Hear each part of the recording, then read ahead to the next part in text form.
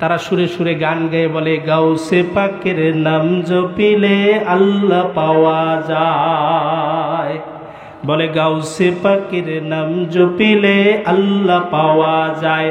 পাগলা কান্দিস না আর গাছতলায়, গাউসে পাকের নাম জপিলে আল্লাহ পাওয়া যায়। নাউজুবিল্লাহ। সে যত বড় পীর হোক, আল্লাহর নাম ছাড়া অন্য কারো নামে জিকির করা জায়েজ নাই। আরেক ভণ্ডের দল আছে, বলে মুর্শিদ আমার হুজুরি সাকি মহিমা জাহানে, গহলার মালা বানাইয়া ধীরে ধীরে টানে। হিম হে ওই হিম হে, আল্লাহর জিকির রে বানাইছে হিম হে জিকির, যার কোনো অর্থই নাই। নাউজুবিল্লাহি মিন যালিক। এই সমস্ত জিকির করে আল্লাহকে পাওয়া সম্ভব না। আল্লাহকে যদি পেতে চাও, ও দুনিয়ার মুসলমানেরা, আল্লাহকে যদি কেউ ভালোবাসতে চায়, আল্লাহকে যদি কেউ পেতে চায়, একমাত্র পন্থা জীবনের প্রতিটা ক্ষেত্রে আল্লাহর নবীর অনুসরণ করতে হবে। একজন মুসলিম বৃদ্ধা মহিলা পাগলের মতো দৌড়াতে দৌড়াতে উহুদ ময়দানের দিকে ছুটেছে। ডাক দিয়া বলে, ইয়া রাসূলুল্লাহ, ইয়া হাবিবাল্লাহ, আমার বাবা শহীদ হয়েছে, আমার স্বামী শহীদ হয়েছে, আমার সন্তানরা শহীদ হয়েছে। আল্লাহর কসম করে বলি রে, আপনি নবীকে জীবিত অবস্থায় দেখার পরে দুনিয়ার সমস্ত দুঃখ কষ্ট আমি ভুলে গেছি। সুবহানাল্লাহ। হযরতে হানজালার লাশ খুঁজতেছে, কিন্তু কেউ খুঁজে পায় না।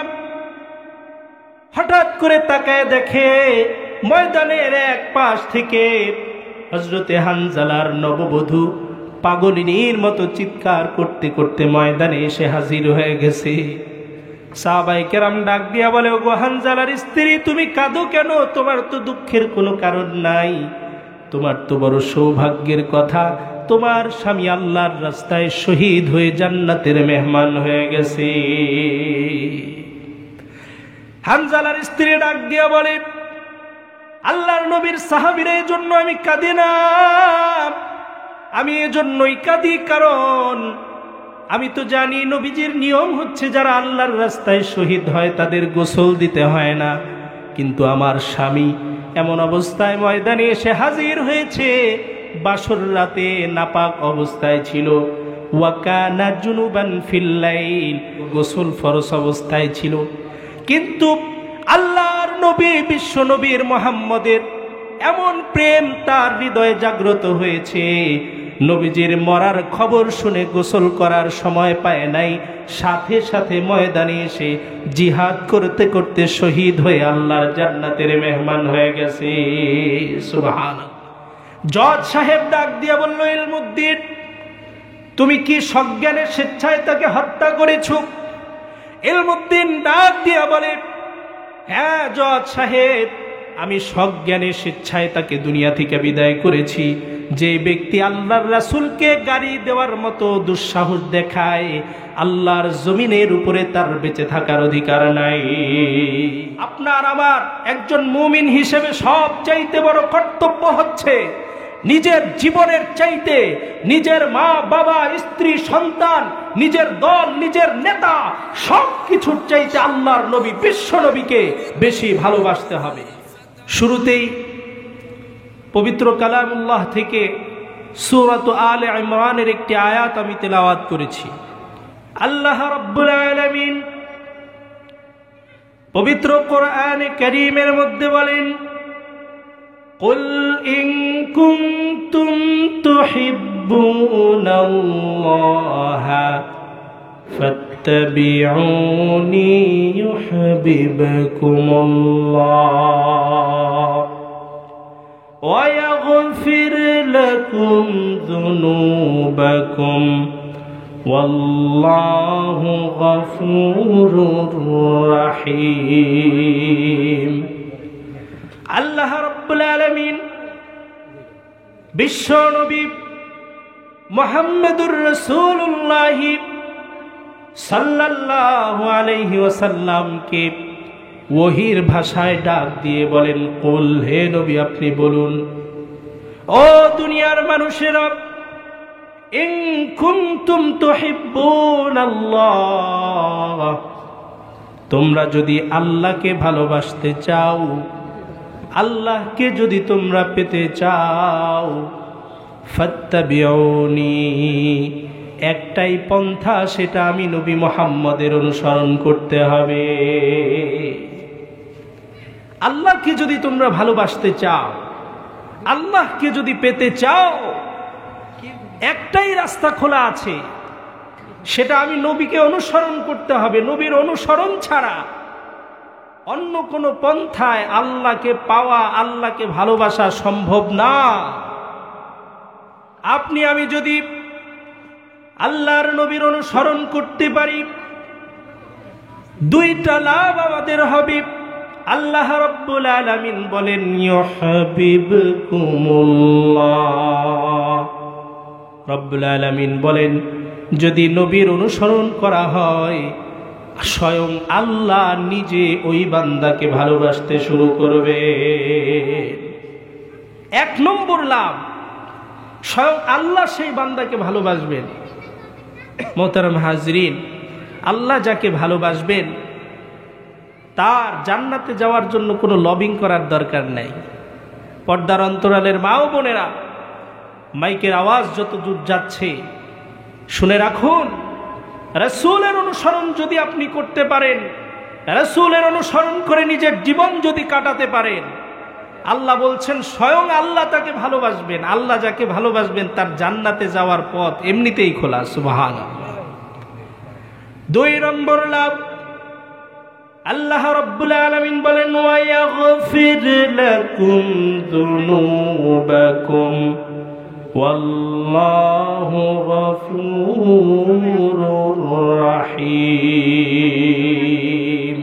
রব্বুল আলামিন বলেন, নবীর অনুসরণ যদি কেউ করে, দুই নম্বরে যে লাভ, যে ফায়দা হবে, আল্লাহ পাক রব্বুল আলামিন বান্দার জীবনের সমস্ত গুনাহ খাতা মাফ করে দিবেন।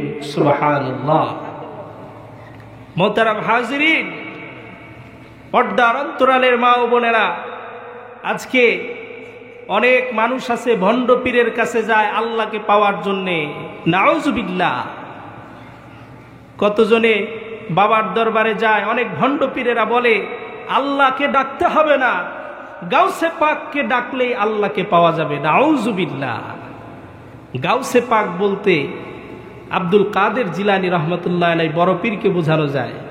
তারা সুরে সুরে গান গেয়ে বলে, গাউসে পাকের নাম জপিলে আল্লাহ পাওয়া যায়। বলে, গাউসে পাকের নাম জপিলে আল্লাহ পাওয়া যায়। পাগলা কান্দিস নায়ার গাছতলায়, কান্দিস নায়ার গাছতলায়, গাউসে পাকের নাম জপিলে আল্লাহ পাওয়া যায়। নাউজুবিল্লাহ। গাউসে পাক হোক আর সে যত বড় পীর হোক, আল্লাহর নাম ছাড়া অন্য কারো নামে জিকির করা জায়েজ নাই। আল্লাহকে পাওয়া তো দূরের কথা, অন্য কারো নামে জিকির করলে গুমরাহ হওয়া ছাড়া আর কোনো উপায় নাই। আপনারা দেখেছেন আরেক ভণ্ডের দল আছে, এরা বাবার জিকির করে, বাবাকে সন্তুষ্ট করে তারা আল্লাহকে পেতে চায়। এক ভণ্ড জিকির করে, বলে, মুর্শিদ আমার হুজুরি সাকি মহিমা জাহানে, গহলার মালা বানাইয়া ধীরে ধীরে টানে। হিম হে, ওই হিম হে, জোরে বলেন, আছে না নাই? ভণ্ডের দল আল্লাহর জিকির রে বানাইছে হিম হে জিকির, যার কোনো অর্থই নাই। নাউজুবিল্লাহি মিন যালিক। এই সমস্ত জিকির করে আল্লাহকে পাওয়া সম্ভব না। আল্লাহকে যদি পেতে চাও, ও দুনিয়ার মুসলমানেরা, আল্লাহকে যদি কেউ ভালোবাসতে চায়, আল্লাহকে যদি কেউ পেতে চায়, একমাত্র পন্থা, জীবনের প্রতিটা ক্ষেত্রে, জীবনের প্রতিটা ক্ষেত্রে ক্ষেত্রে আল্লাহর নবীর অনুসরণ করতে হবে। মুহাম্মাদুর রাসূলুল্লাহ সাল্লাল্লাহু আলাইহি ওয়াসাল্লামকে ভালোবাসে। এই ভালোবাসার সম্পর্ক মুফাসসিরিন কেরাম বলেন, হিয়াল মাহাব্বাতুল্লাতী তাতাআল্লাকু বিল ঈমান। এই ভালোবাসার সম্পর্ক ইমানের সাথে। দুনিয়ার যত ভালোবাসা আছে, ইমানের কারণে যে ভালোবাসা হয়, এর চাইতে শক্তিশালী আর কোনো ভালোবাসা হতে পারে না। এর প্রমাণ দিয়েছেন সাহাবায়ে কেরাম। রাসূল করিম সাল্লাল্লাহু আলাইহি সাল্লামকে নিজের জীবনের চাইতেও বেশি ভালোবেসেছে। আবার ভাইয়েরা, আল্লাহর নবীর কলিজার টুকরা সাহাবী হযরতে হানজালা রাদিয়াল্লাহু তাআলা আনহু, হযরতে হানজালার বিয়ে ঠিক হয়েছে। ঘটনাক্রমে হযরতে হানজালার বিয়ে যেই দিন ঠিক হয়েছে, একই দিনে উহুদ যুদ্ধের তারিখ নির্ধারণ হয়েছে। হযরতে হানজালা আল্লাহর নবীর কাছে এসে বললেন, ইয়া রাসূলুল্লাহ, ইয়া হাবিবাল্লাহ, আমার বিয়ে ঠিক হয়েছে, কিন্তু আমার মনটা চায় আপনার সাথে আল্লাহর রাস্তায় যুদ্ধের ময়দানে গিয়ে আমি শহীদ হয়ে যাই। নবীজি বললেন, ওগো হানজালা, অন্যান্য সাহাবী যারা আছে তারা আমার সাথে যুদ্ধে যাবে, তোমার যুদ্ধে যাওয়ার দরকার নাই, আমি নবী তোমাকে যুদ্ধ থেকে রুখসত দিয়ে দিলাম। আমার মা হযরতে হানজালা রাদিয়াল্লাহু তাআলা আনহু যুদ্ধে যান নাই। উহুদ যুদ্ধ শুরু হয়ে গেছে। রাতের বেলা হযরতে হানজালা বাসর রাতে প্রবেশ করেছে। হঠাৎ করে মদিনার মধ্যে খবর ছড়ায় পড়েছে, আল্লাহর নবী, বিশ্ব নবী মুহাম্মাদুর রাসূলুল্লাহ সাল্লাল্লাহু আলাইহি ওয়াসাল্লাম দুনিয়া থেকে বিদায় হয়ে গেছে। আল্লাহর নবীর ওয়াফাতের খবর শোনার পরে একজন মানুষের জীবনের সবচেয়ে মধুর সময় বাসর রাত। হযরতে হানজালা বিছানা থেকে লাফ দিয়া দাঁড়ায় গেছে। নববধূ ডাক দিয়া বলতেছে, প্রাণের স্বামী গো, আপনাকে এত বিচলিত কেন দেখা যায়, এত অস্থির কেন হয়েছেন? হযরতে হানজালা বলে, তুমি কি জানো না আল্লাহর নবী দুনিয়া থেকে বিদায় হয়ে গেছে? এই খবর জানার পরে আমি হানজালা এক মুহূর্ত বাসর রাতের বিছানায় বসে থাকবো, এটা হতে পারে না। হযরতে হানজালা সাথে সাথে যুদ্ধের পোশাক পরিধান করেছে, তরবারিটা ধারণ করেছে, আরেক হাতের মধ্যে ঢাল ধারণ করে স্ত্রীকে ডাক দিয়া বলতেছে, কলিজার টুকরা স্ত্রী গো, আজকের এই রাতে তোমার সাথে আমার প্রথম দেখা হয়েছে, ধরে নাও আজকের এই দেখাই তোমার আমার জীবনের শেষ দেখা হয়ে গেছে। স্ত্রী ডাক দিয়া বলে, প্রাণের স্বামী, আপনি কোথায় যান? হযরতে হানজালা ডাক দিয়ে বলে, ও কলিজার টুকরা স্ত্রী, তোমার সাথে আজকে আমার বিবাহ হয়েছে, কিন্তু জেনে রাখো দুনিয়ার সব কিছুর চাইতে বিশ্বনবী মুহাম্মাদুর রাসূলুল্লাহ সাল্লাল্লাহু আলাইহি ওয়াসাল্লামের মহব্বত আমার কলিজায় বেশি। তুমি যদি আমার জন্য অপেক্ষা করতে পারো, তুমি নিশ্চিত থাকো আল্লাহর নবীর কদমের সামনে আল্লাহ রাব্বুল আলামিন জান্নাতে আমাদের মিলন ঘটায় দিবে। সুবহানাল্লাহ। আমার ভাইয়েরা, হযরতে হানজালা উহুদ ময়দানে চলে গেছে, কাফেরদের কাফেলার মধ্যে ঢুকে গেছে, একজন একজন করে কাফেরকে দুনিয়া থেকে বিদায় গ্রহণ করাচ্ছে। একজন একজন কাফের মারতে মারতে হযরতে হানজালা যখন বিশাল কাফেরদের কাফেলার মধ্যে ঢুকে গেছে, কাফেরদের তীর এসে হযরতে হানজালার বুকটাকে ছিদ্র করে পিঠ দিয়ে বের হয়ে গেছে। একের পর এক তীর আসতেছে, হযরতে হানজালা মাটিতে লুটে পড়ছে। এক নরাধম শয়তান কাফেরের তরবারির আঘাতে হযরতে হানজালা এই দুনিয়া থেকে চিরবিদায় হয়ে আল্লাহর জান্নাতের মেহমান হয়ে গেছে। আমার ভাইরা, উহুদ যুদ্ধ শেষ। আল্লাহর নবী বিশ্বনবী বললেন, ও সাহাবীরা, যারা শহীদ হয়েছে তাদের লাশগুলো একত্রিত করো, তাদের গোসলের দরকার নাই, কারণ ইসলামের বিধান হচ্ছে যারা আল্লাহর রাস্তায় শহীদ হয় তারা মরে না, তাদের গোসল দিতে হয় না। আপনারা দেখেছেন সম্প্রতি উগ্র হিন্দুত্ববাদী সংগঠন ইসকনের সেই সন্ত্রাসীরা আমার কলিজার টুকরা চট্টগ্রামের অ্যাডভোকেট সাইফুল ইসলাম আলিফকে নির্মমভাবে জবাই করে হত্যা করেছে। আমরা আল্লাহর কাছে দোয়া করি আল্লাহ পাক যেন অ্যাডভোকেট সাইফুল ইসলাম আলিফকে জান্নাতের উচ্চ মাকাম দান করেন। তাকে কিন্তু গোসল দেওয়া হয় নাই। মোহতারাম হাজিরিন, যেভাবে তার লাশ পাওয়া গেছে সেভাবেই তাকে দাফন করা হয়েছে। আবার ভাইয়েরা, সব সাহাবীরা হযরতে হানজালার লাশ খুঁজতেছে কিন্তু কেউ খুঁজে পায় না। হঠাৎ করে তাকায় দেখে ময়দানের এক পাশ থেকে হযরতে হানজালার নববধূ পাগলিনীর মতো চিৎকার করতে করতে ময়দানে এসে হাজির হয়ে গেছে। সাহাবায়ে কেরাম ডাক দিয়া বলে, ওগো হানজালার স্ত্রী, তুমি কাঁদো কেন? তোমার তো দুঃখের কোনো কারণ নাই। তোমার তো বড় সৌভাগ্যের কথা, তোমার স্বামী আল্লাহর রাস্তায় শহীদ হয়ে জান্নাতের মেহমান হয়ে গেছে। হানজালার স্ত্রী ডাক দিয়া বলে, আল্লাহর নবীর সাহাবীরা এই জন্য আমি কাঁদি না, আমি এজন্যই কাঁদি কারণ আমি তো জানি নবীজির নিয়ম হচ্ছে যারা আল্লাহর রাস্তায় শহীদ হয় তাদের গোসল দিতে হয় না, কিন্তু আমার স্বামী এমন অবস্থায় ময়দানে এসে হাজির হয়েছে, বাসর রাতে নাপাক অবস্থায় ছিল। ওয়াকানা জুনুবান ফিল লাইল, রাতের বেলা সে জুনুবি অবস্থায় ছিল, গোসল ফরজ অবস্থায় ছিল।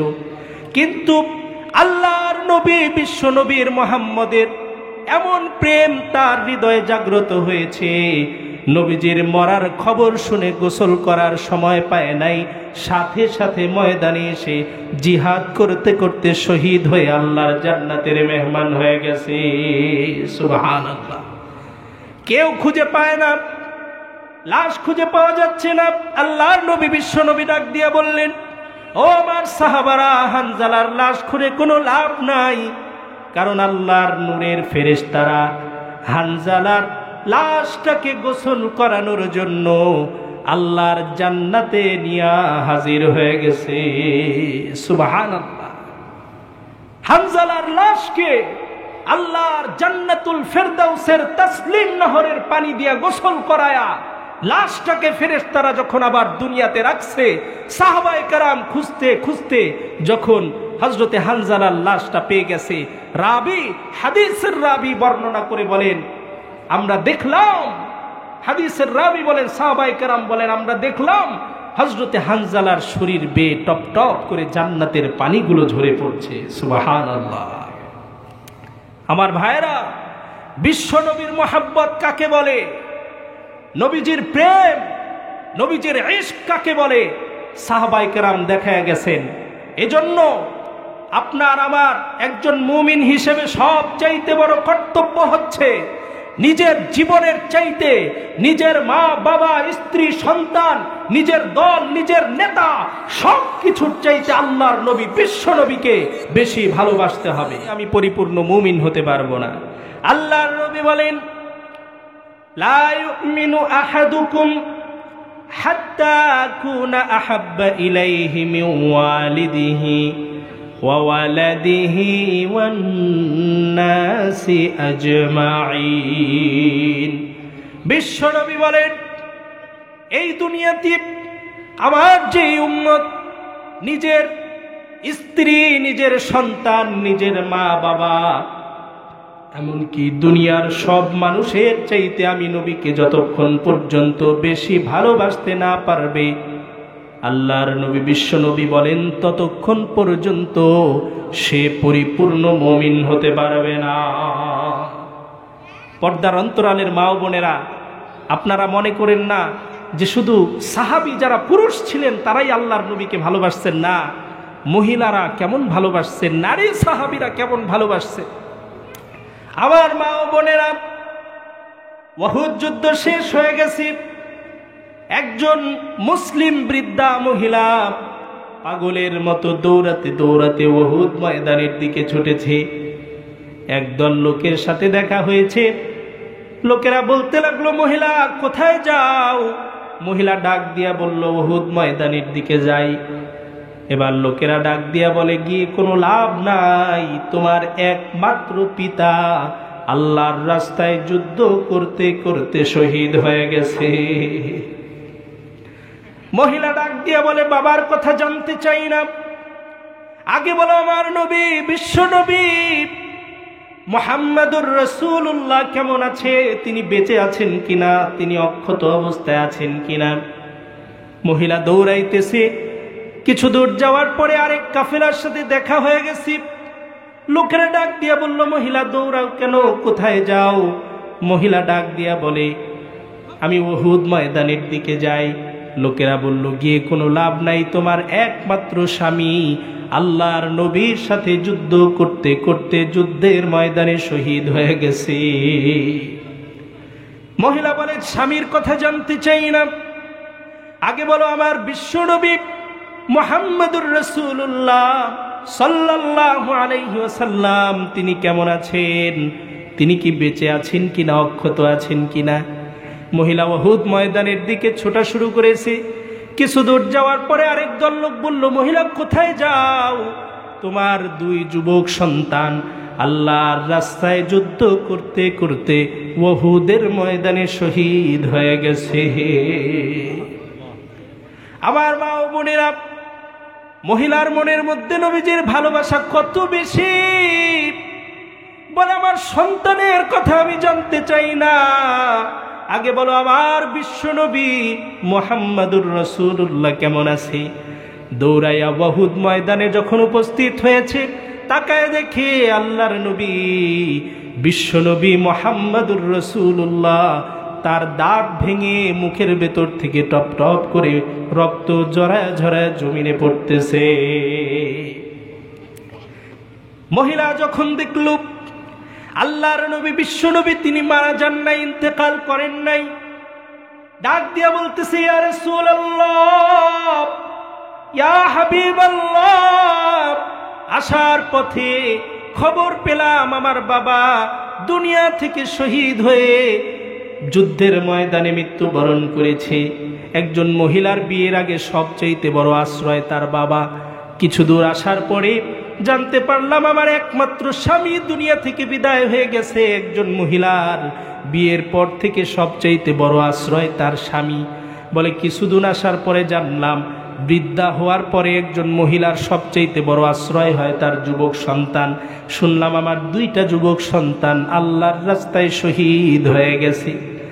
ডাক দিয়া বলে, ইয়া রাসূলুল্লাহ, ইয়া হাবিবাল্লাহ, আমার বাবা শহীদ হয়েছে, আমার স্বামী শহীদ হয়েছে, আমার সন্তানরা শহীদ হয়েছে। আল্লাহর কসম করে বলি রে, আপনি নবীকে জীবিত অবস্থায় দেখার পরে দুনিয়ার সমস্ত দুঃখ কষ্ট আমি ভুলে গেছি। সুবহানাল্লাহ। আমার ভাইরা, পর্দার অন্তরালের মা ও বোনেরা, কেমন মোহাব্বত নবীজিকে করতে হবে। আজকে আপনি আমি নবীর মোহাব্বত বুঝি না। আরে আল্লাহর নবী বিশ্ব নবীকে মোহাব্বত করা ছাড়া জান্নাতে যাওয়ার কোনো উপায় নাই। আজকে পোড়া কপাল মুসলমান, বিশ্ব নবীকে গালি দেয়া হয়, বিশ্ব নবীর সুমহান চরিত্রে কালিমা লেপন করা হয়, মুসলমান ঘরের মধ্যে মুখটা বন্ধ করে চুপ করে বসে থাকে। কশ্চিনকালেও বিশ্ব নবীর শাফাত তারা পাবে না। ওই ভারতবর্ষের কথা, ভারত পাকিস্তান বাংলাদেশ তখনও ভাগ হয় নাই। ভারতের এক নরাধম শয়তান, এক হিন্দু, আপনার আমার কলিজার টুকরা নবী বিশ্ব নবী মুহাম্মাদুর রাসূলুল্লাহ সাল্লাল্লাহু আলাইহি ওয়াসাল্লামকে ব্যঙ্গ করে তাকে নিয়ে ঠাট্টা বিদ্রূপ করে একটা বই লিখলো। বইয়ের নাম দিল রঙ্গিলা রাসূল। নাউজুবিল্লাহ। রঙ্গিলা রাসূল, ইংলিশে রঙ্গিলার অর্থ হলো প্লে বয়। নাউজুবিল্লাহি মিন যালিক, কত খারাপ কথা বলছে।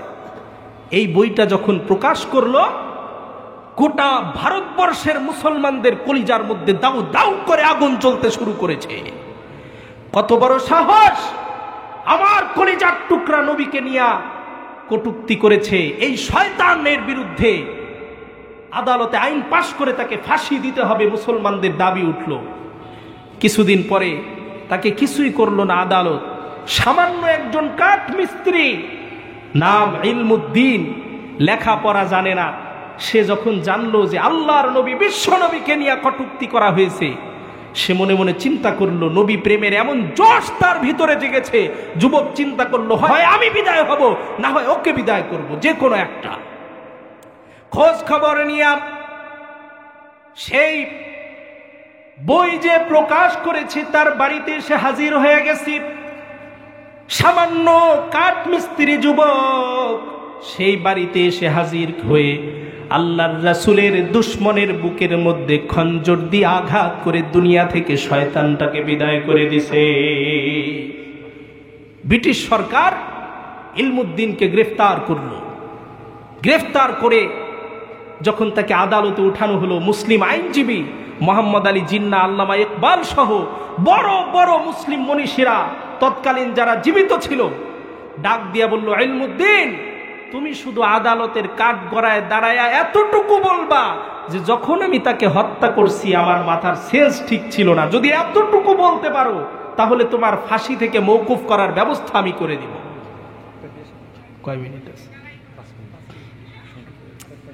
আবার ভাইয়ারা, ইলমুদ্দিন ডাক দিয়ে বলল, আইনজীবীরা তোমরা আমাকে যাই বলো আমি কোনো কথাই শুনবো না, কারণ আমি আল্লাহর রাসূলের দুশমনকে সজ্ঞানে স্বেচ্ছায় আমি হত্যা করেছি। মিথ্যা কথা বলে আমি বাঁচতে চাই না, আবার ফাঁসি হয়ে যাক হোক, কোনো আমার দুঃখ নাই। আল্লাহর রাসূলের এই সাতেমকে হত্যা করেছি, এ কথা আমি অস্বীকার করব না। জজ সাহেব ডাক দিয়ে বলল, ইলমুদ্দিন, তুমি কি সজ্ঞানে স্বেচ্ছায় তাকে হত্যা করেছ? ইলমুদ্দিন ডাক দিয়া বলে, হ্যাঁ জজ সাহেব, আমি সজ্ঞানে স্বেচ্ছায় তাকে দুনিয়া থেকে বিদায় করেছি। যে ব্যক্তি আল্লাহর রাসূলকে গাড়ি দেওয়ার মতো দুঃসাহস দেখায়, আল্লাহর জমিনের উপরে তার বেঁচে থাকার অধিকার নাই। অ্যাডভোকেটরা বলতে লাগলো, তুমি খালি এতটুকু কথা বললে তোমাকে বাঁচাই দিতে পারতাম। ইলমুদ্দিন ডাক দিয়া বলে, ও অ্যাডভোকেটের দল, কান খুলে শুনে রাখো, ওই শয়তানকে হত্যা করার পরে গত রাতে যখন আমি ঘুমিয়ে গেছি, আমি ঘুমের মধ্যে স্বপ্নে দেখি আল্লাহর নবী বিশ্ব নবী মুহাম্মদুর রাসূলুল্লাহ আমার স্বপ্নের মধ্যে হাজির হয়ে গেছে। ডাক দিয়া বলে, ইলমুদ্দিন রে, কিসের দেরি, তাড়াতাড়ি আসো, আমি নবী তোমার জন্য অপেক্ষা করতেছি। সুবহানাল্লাহ।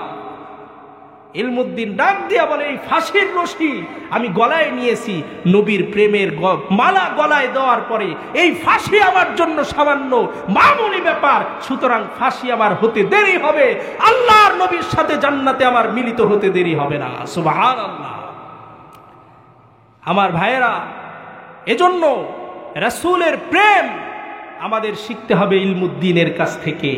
সামান্য কাঠ মিস্ত্রি, লেখা জানে না, পড়া জানে না, কিন্তু রাসূলের মোহাব্বত তার দিলের ভিতরে এত বেশি ছিল যে দুনিয়াতে থাকতেই সে আল্লাহর রাসূলকে স্বপ্নে দেখে জান্নাতের সুসংবাদ পেয়ে গেছে। সুবহানাল্লাহ। এজন্য আমরাও ঈমানের দাবিতে, আল্লাহর রাসূলের মোহাব্বতের দাবিতে, আজকেও যদি আল্লাহর রাসূলের উপর কেউ কালিমা লেপন করার চেষ্টা করে, আমার জীবন যায় যাক, ওকে দুনিয়া ছাড়া করে ছাড়বই ইনশাআল্লাহ।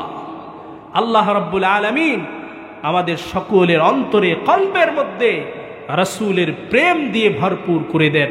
মা ও বোনেরা, রাসূলকে মহব্বত করতে হবে, রাসূলের জীবনী বেশি বেশি পড়তে হবে, সন্তানকে মাদ্রাসায় পাঠায়া নবীওয়ালা সুন্নতওয়ালা সন্তান আপনাকে গড়তে হবে।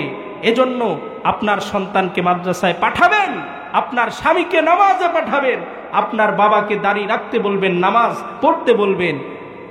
পরিশেষে মধুরচর বাইতুল করিম জামে মসজিদের এই মাহফিলকে আল্লাহ পাক যেন কবুল করেন, আমি দোয়া করি।